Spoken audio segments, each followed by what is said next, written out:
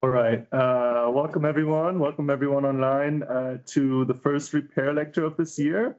For those of you who join us for the first time, the repair lectures are an interdisciplinary lecture series that focuses on reparations demands and policies around the world.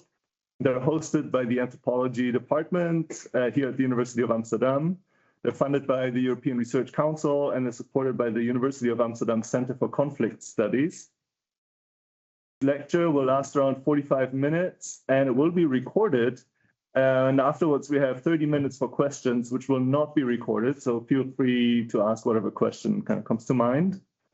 If you would like to ask a question, please post it in the chat if you participate online. And if you're in the room, if you could please speak up slightly so that the microphones in the middle of the room capture what you ask.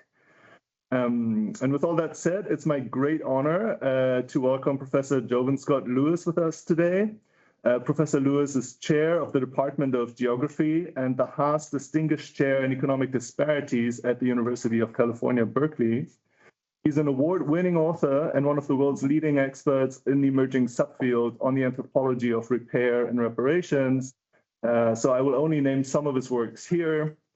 And notably, his first book, Scammer's Yard, The Crime of Black Repair in Jamaica, which appeared in 2020, and which powerfully showed that repair is an increasingly important social and ethical concept in post- and neo-colonial Jamaica. And here in this book, thinking of one's economic activities as forms of repair allows people to find and justify new ways out of chronic impoverishment and a lack of job opportunities. And 2 years later, in 2022, a second book was published called Violent Utopia, Dispossession and Black Restoration in Tulsa. And it investigates ongoing reparations demands over the Tulsa Race Massacre of 1921 and over the subsequent history of Black dispossession. And in this book, he shows that reparations are not just about cash, but about building something new, as one of his interlocutors put it, and that reparations demands can be very much part of living with hope and aspiration. Professor Lewis also has applied knowledge of reparations policy, as he was appointed by California Governor Gavin Newsom to California's reparations task force, where he oversaw the drafting of compensation recommendations. And parts of the task force report are now being turned into legislation, which is how his academic work has a lot of impact. And lastly, I wanted to end by saying that in preparing for your visit, we read both of your books as a team. And I think all of us were struck by how beautifully your writing combines both a critical take on many of the ideas that you encounter during fieldwork with a really deep appreciation and empathy for the people that you write about. So please join me in giving a warm welcome to Professor Lewis. First of all, thanks for being here, both in person and online. Thank you, Felix and Hannah, for having me. Yeah, what a wonderful introduction, man. Thank you. I don't know. I mean, you're my best friend now. So I just want to preface the talk by saying that this paper and a lot of the work that I'm trying to think through right now comes out of my experience on the task force, which I served on for 2 years. But I just want to kind of clarify that the paper today doesn't really address the task force work specifically. And so if you have questions about that, please, make sure to ask me. The paper today comes out of a kind of reflection at the end of that work about what are the stakes for doing the work of reparation and how they either do or don't affect a sense of repair for the communities that they are meant to bring terms of satisfaction through reparation for. So the paper is called Reparative Grammar. I apologize, I don't have any slides, but hopefully, I will keep you, entertained. So reparations are commonly understood as a means through which historical injury might be measured, made legible to the moral and political order of the state, and ultimately redressed. Across law, policy, and moral philosophy, the language of reparation depends on the assumption that repair must follow injury, as harm serves as a point of departure from which justice proceeds. Within this framework, reparations for Black subjects appear as both a response to the historical experience of racial violence and discrimination, as well as the moral capacity for justice. Yet the assumption that injury must precede an authorized repair, to me, given my experience affecting state-based reparations in California, presents a concerning conceptual limit in which reparations can account for loss but not adequately offer repair after restitution. I therefore feel it necessary to distinguish between reparations and repair, not as competing projects, but as distinct orientations to justice and to Black life. Reparations, as conventionally defined, are organized by what I consider the liberal grammar of to repair, which is an acting on injury, seeking restoration through equivalence, recognition, and compensation. Here, grammar refers simultaneously to the linguistic, ontological, and political structures that organize relation and render justice intelligible. Within this grammar, reparations may indeed address historical debts, calculate damages, and enact forms of acknowledgement that are politically necessary and ethically urgent. Yet this grammar limits how repair itself is conceived. Repair as a particular project needs to be rethought and reoriented, I argue, as repair to. A movement toward grounded life, relation, and continuity beyond the terms of injury. While recognizing the persistence of Black injury, I propose that we refuse it as a sole or even primary dictate of repair's meaning or direction. Specifically, the shift from to repair to I call for represents a grammatical reorientation that unsettles the logic through which injury authorizes redress. The grammar of to repair extends the temporal and epistemic drivers of linear progress, sovereign authorship, and hierarchical recognition, in which the power to name, value, and amend injury remains vested in the same institutions that produce it. In contrast, repair to refuses this order by orienting repair toward relational recognition and attentiveness to the reparative capacities already at work in Black life, and a collective movement toward futures not defined by harm. It recognizes both the anticipatory making of relation and the recognition of already existing reparative spaces that persist beyond the state's imagination of redress. Repair is a familiar verb that acts on damage, denoting restoration, mending, or healing. Repair to, a less commonly mobilized phrasal verb, signals purpose, direction, collectivity, and arrival.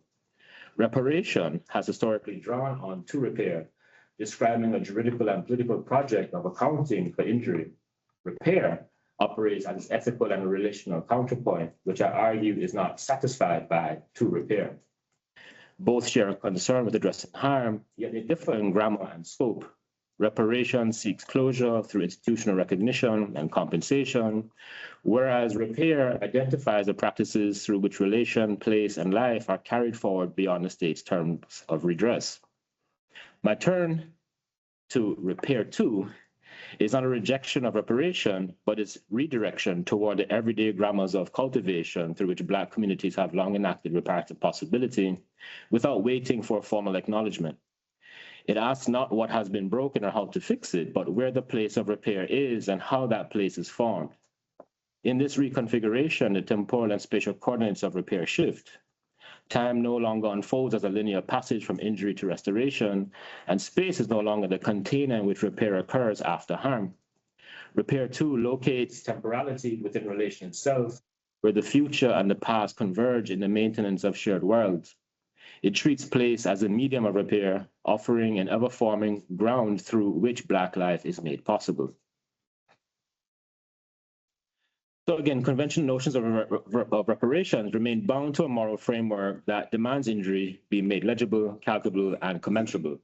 By conventional, I mean a dominant state-centered model that has emerged from Western legal traditions through regimes of recognition, apology, and compensation, concerned in this context with redressing the legacies of transatlantic enslavement and its afterlives. This model treats reparation as a juridical and moral enterprise that seeks to reconcile measurable injury through institutional acknowledgement and calculative restitution. It draws on liberal rights-based justice and humanist universalism in which harm must be rendered intelligible to the state and redeemable through compensatory equivalence or its closest approximation. This paradigm translates centuries of dispossession effectively into a ledger of losses. This calculus presumes that historical violence can be accounted for, converted, and thus closed. My concern is that this model, in seeking to make Black injury commensurable, ends up reaffirming the very epistemic and moral orders that produced it. Under this regime, repair is a response proportionate to harm, calculated to arrive at a status quo ante. In the amelioration of harm, the injured must qualify themselves by demonstrating that harm occurred, was legitimate, and disrupted a life presumed to have achieved or to be moving toward prescribed social viability and inclusion. Liberalism's premise of universal personhood has always excluded the racialized subject from its grammar of recognition, and therefore justice. But these qualifications form part of how the state governs through regimes of representation, which Povinelli describes as a cunning of recognition, in which gestures of acknowledgement become technologies of governance, compelling the injured to perform legibility within the moral vocabulary of the state. In the context of reparations, recognition becomes an accounting of suffering and loss, and the determination of how far claimants have been removed from the ideal of citizenship or the capacities to realize it. Events, metrics, and policy-relevant data points of injury become normative terms of incorporation and accomplishment, and claims become constrained to evidence that can be substantiated in formats recognizable to the state as income loss, property stolen, and lives shortened. What this framework measures are the quantifiable effects of injury that in the process become the definitional basis for recognition. This process following Sylvia Wynter becomes a measure of the injured's humanity.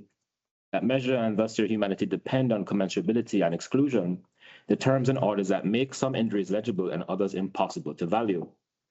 Moreover, for Black life, injury is not always simply an interruption in an otherwise just order, but constitutive of that order itself. Thus, seeking repair through mechanisms built on exclusion requires an impossible demand that one first become legible to the very frameworks that render one injurable. Within this grammar, then, reparations compel the injured to repair through their injury. It is a double bind in which the very act of qualifying for repair entrenches the centrality of injury within a narrative, in this case, of Black political subjectivity.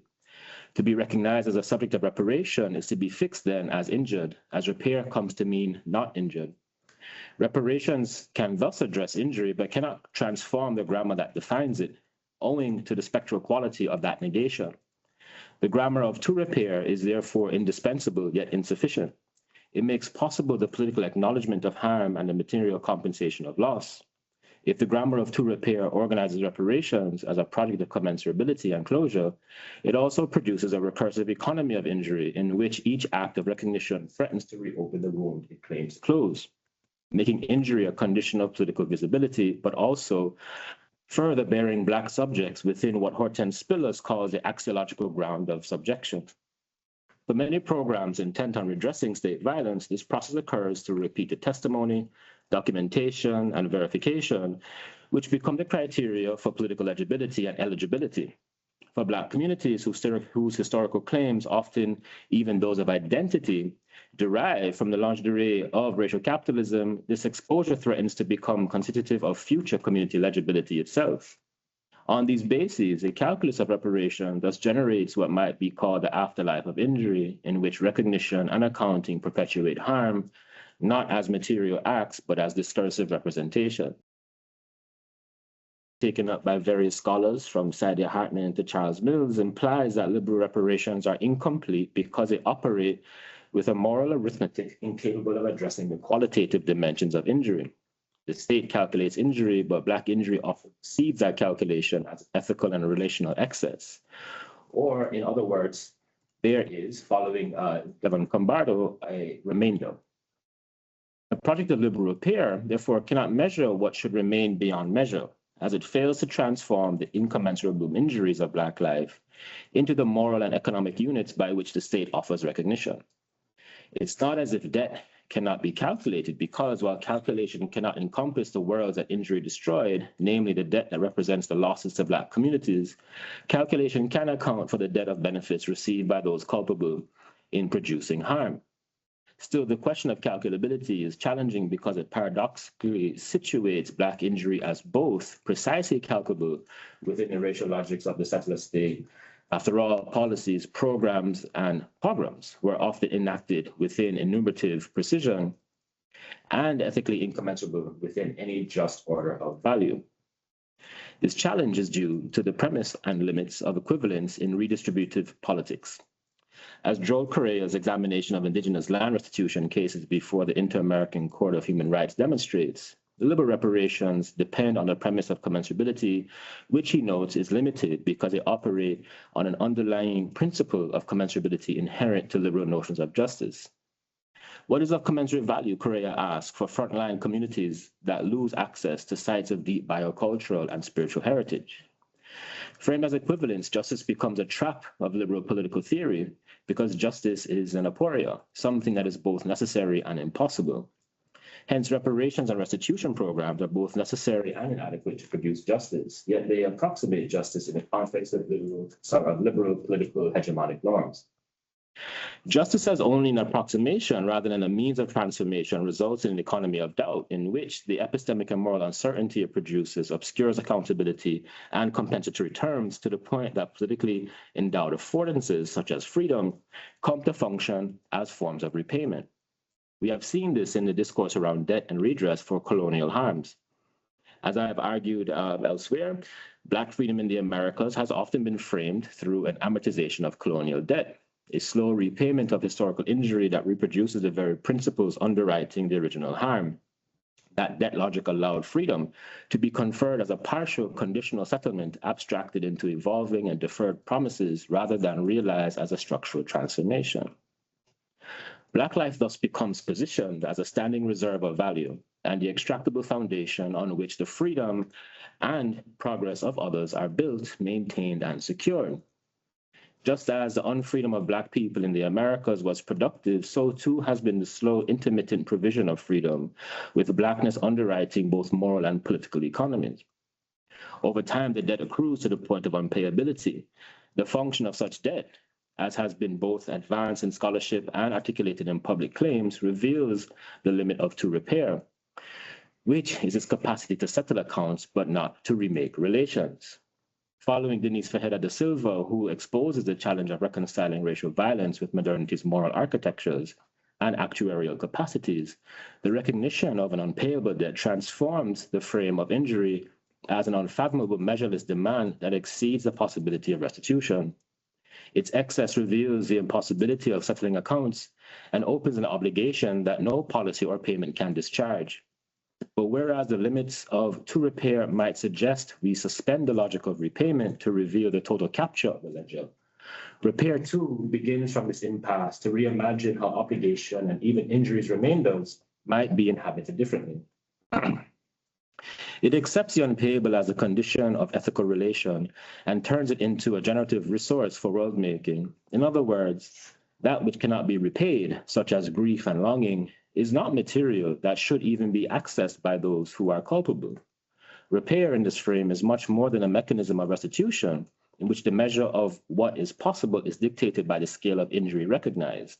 It is the composition of relation that draws on what exceeds calculation, an excess that is not simply outside the state's calculus, but that exposes the limits of its reach and the limits of its relevance. Rather than answering the moral economy of injury with repayment, repair too mobilizes that recognition of the parts of the debt that are unpayable toward the generation and sustenance of life itself. Reparations can compensate for extraction, displacement, and structural violence. These were productive, even progressive acts for the public and private entities that facilitated them. But they cannot, by their very grammar, reconstitute the grounds of repaired social life. To recognize this is not to dismiss reparations, but to situate them correctly. Reparations are necessary because injury is real and the debts owed to Black communities in this case are material and must be accounted for. But reparations cannot bear the full weight of repair because their grammar is not designed for it. They are structured to end, to conclude the transaction, to bring injuries claimed to a close. And so, if reparations settle accounts, what grammar governs life outside the ledger?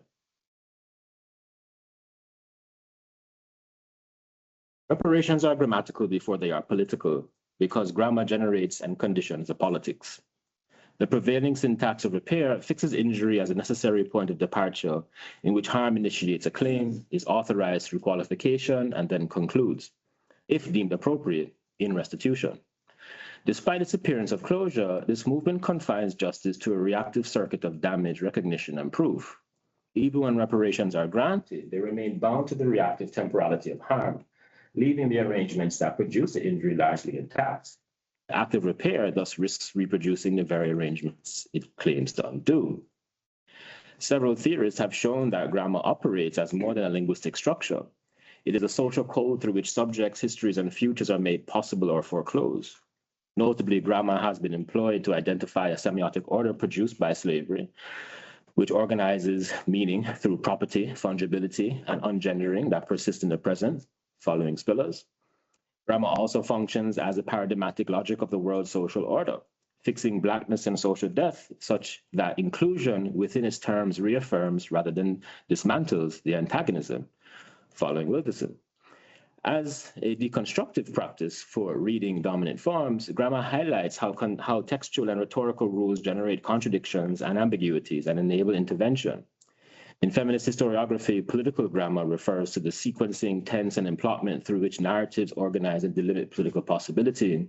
Within theories of performativity, grammatical iteration participates in the constitution of subjects as normative, linguistic, bodily, and institutional forms, both stabilize and potentially re-signify the terms of recognition. What we see then is that grammar produces social codes through which reading, narrative, iteration, and orientation compose orders of relation. It is an active arrangement of subjects, temporalities, and relations, fixing the coordinates from which action is imagined, limited, and pursued. Grammars organize social orders, but their forms can also be reread and rearranged, pushed toward iteration and orientation as methods of refiguring the terms of life itself. Applied to reparations, this means that the task is not only to enact policy, but also to recompose a grammar through which repair is conceived. This involves attending to the units of its construction, those prepositions, tenses, narrative directions that may seem beyond the macro concerns of justice, political or otherwise, but are the level at which the horizon of its possibility is set. To repair, too, then, is to depart from the juridical grammar of liberal justice and turn toward an ethical grammar of emplacement, mutual recognition, and shared maintenance. It represents the collective practices through which communities cultivate life in ways that exceed the calculative reach of reparation. In this sense, reparations and repair belong to different but necessary grammatical orders. One addresses injury and potentially settles the ledger of harm. The other sustains new terms of life beyond it. Grammatically, the preposition to thus performs distinct functions. In to repair, to marks the infinitive, a transitive act aimed at restoring or fixing an object-subject that has been damaged or made deficient. In repair to signals a direction, orientation, and purpose that functions as an intransitive motion of gathering, of moving toward a place, relation, or possibility. This prepositional difference indexes two distinct yet contiguous reparative modes. Reparations as to repair can articulate debt and material loss, but they cannot perform the ethical, relation, and spatial work of repair. The failure to distinguish between these grammars, between the measurable act of to repair and the practice of repair to, mistakes the limits of the state for the impossibility of repair itself. What this distinction does then is reframes reparations by distinguishing what they can and cannot do. With reparations seen as an act on injury authorized by recognition and completed by compensation, they typically serve as a moral technology through which the liberal state performs its capacity for justice. Within this existing grammar of repair, anchored in the preposition to, placed conventionally in front of repair, this is understood as an act aimed at remediation. In this usage, to repair implies restoration or return to a prior state assumed intact and just. However, if that prior state was structured by domination, displacement, or freedom, restoration collapses into contradiction, making remediation an impossible prospect. For Black life in the Americas, and African American life in particular, the baseline to which one might be restored in temporal terms is often slavery, colonialism, Jim Crow, or forced displacement, conditions that offered no stable or just order. In such cases, to repair becomes a recursive demand to fix what was never whole and thus an impossibility. It is from this limit that repair to emerges.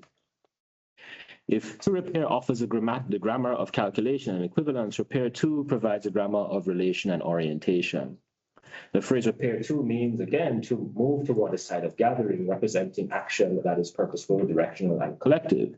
In its common usage, To repair to a place is to go there with intention, often to rest, converse, or reassemble. So where to repair acts on damage, repair to moves toward relation. It signals what happens after the liberal grammar of reparation reaches its limit. When injury has been acknowledged, debts calculated or more likely indefinitely deferred in what Sandy Darity and Kirsten Mullin call the strategy of delay until death. Repair to, however, invokes the practices and orientations that must emerge once the work of recognition and restitution has concluded or likely failed. It is not the opposite of reparation, but the continuation of its impulse. Grammatically, repair to, despite its implication of direction and progression, suspends the linear expectation and even temporality of injury and restitution. It reframes repair not as the endpoint of harm, but as the condition of life that persists beyond it. To repair to is to inhabit reparations not as an accounting of loss, but as a ground of recomposition.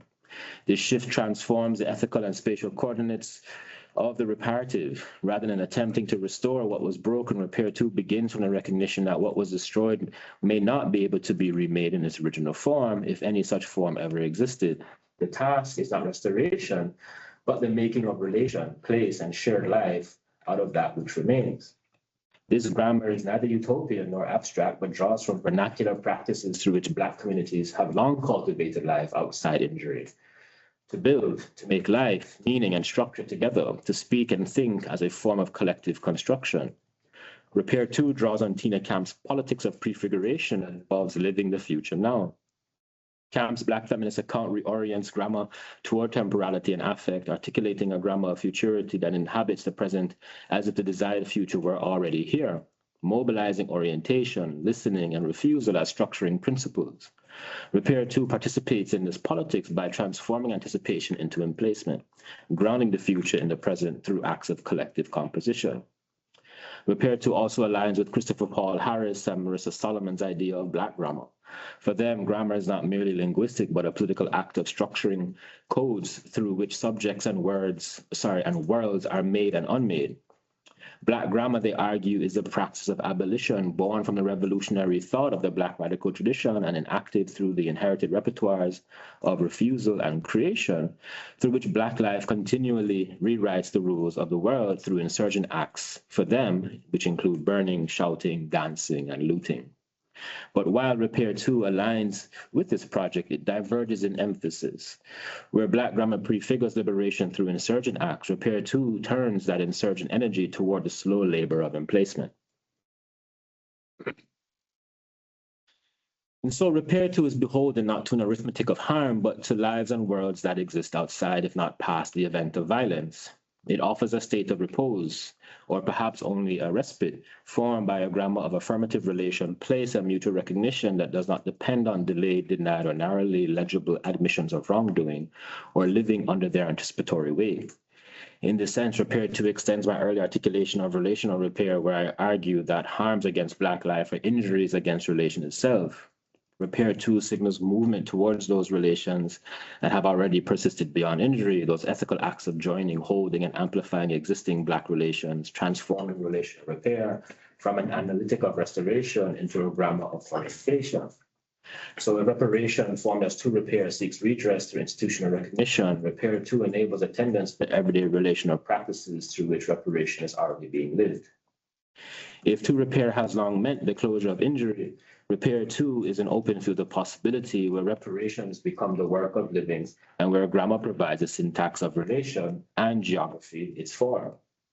The phrase repair to in established usage means again to move toward the site of gathering, but it implies presence, it implies a real sense of intention and collective orientation, which is counter to the oftentimes individualistic calculation of reparation. Here, repair is not performed on an object, but enacted as a movement toward the social itself, as cohabitation and mutual investment in life that exceeds demand. Rather than securing justice by returning to a prior condition, Repair to again frames reparations as an ethical orientation towards relation in place. Repair to thus makes place central to the reparative project, in which the question is not how to fix the world, but how to inhabit it differently. Repair 2 converts the reactionary force of reparation into the generative force of dwelling, evinced in Fred Moten and Stefano Harney's argument for the ceaseless experiment with the futurio presence of the forms of life, already taking shape, as they note, in any kitchen, any back porch, and any basement. These sites are the places of Repair 2. Against an insistence on the display of legibility, Repair 2 follows the protocols of what Moten and Harney called undercommon planning, where obligation becomes a matter of being with one another in ways that cannot be captured by audit. Against liberalism's backward gaze of restoration, Repair 2 imagines a forward-dwelling practice of cultivation, of living and making together beyond the measure of injury in ordinary spaces of repair. Repair 2 affirms the right to live and relate, shifting the emphasis from mending to making and from fixing to fostering.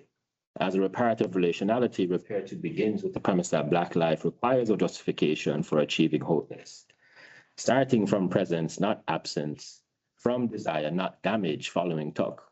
Repair 2 reorients liberalism's dependence on the spectacle of suffering, disparities metrics, and the technical accounting of harm toward an attentiveness to Black life, undeniably shaped by slavery's afterlives, yet refusing to collapse Black existence into that aftermath. It enables Black communities to set their terms of living, to be bound through chosen obligations at organized place, time, and relation.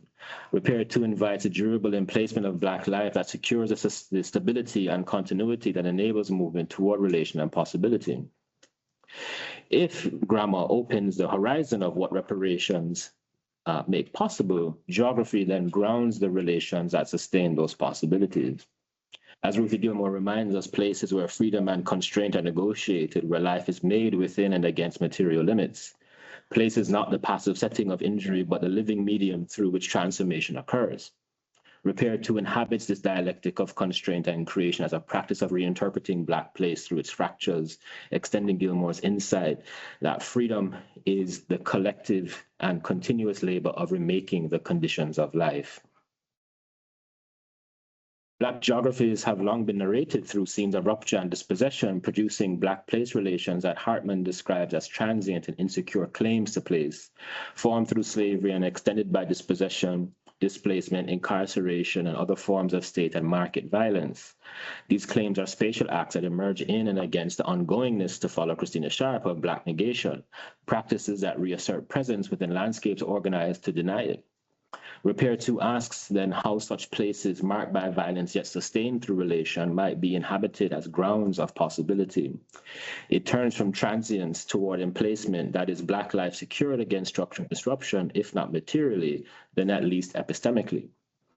For liberal reparation discourse, place has often been the site of historical harm, foreclosing its generative potential. Repair 2 reframes those same places as grounds of composition rather than restoration, as sites where communities continue to build despite and beyond dispossession. To reimagine place in this way is to recognize the enduring placemaking capacities of Black communities. While these sites bear exhaustion, enclosure, and internal tension, even under such constraints, they have made Black life viable.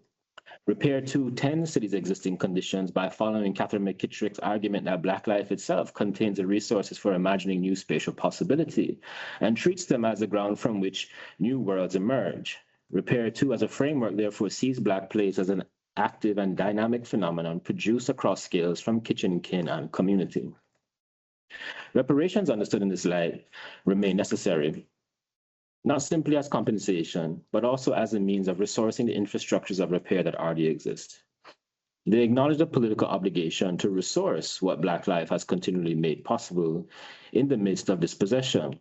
Reparations should thus fortify the material and institutional grounds of Black life already performing the labor of repair. Such repair would not render Black existence contingent on recognition or assessment, but secure its continuity as a collective resilient in the face of recurrent dislocations of the world that made repair necessary in the first place. Repair 2 thus names and purpose, direction, and collectivity, recalling its sense of gathering, shared arrival, and habitation. Its geography is not the repair of broken places, but the patient cultivation of livable ones. In this sense, reparations remain necessary but newly oriented, measured not by the correction of injury, but by the capacity to secure grounded life, stability, safety, and uncoerced presence. The spaces of repair too are not scenes of survival, but of continuation, where making life possible becomes ordinary rather than exceptional. To root reparations in place is to affirm that Black life is shaped less by what has been taken than by what continues to be made, situating the production of relation on terms that exceed harm. We repair to places not because they are free of harm, but because they persist beyond harm's reach, in the continuities of relation and mutual recognition that exist outside the state's grammar of injury. These are the sites where Black life gathers itself against exhaustion, where ordinary acts of being together already give shape to the worlds that reparations claim to imagine. The work is to hold these presents in their ordinariness as a living grammar of another world already taking form. All right, thank you.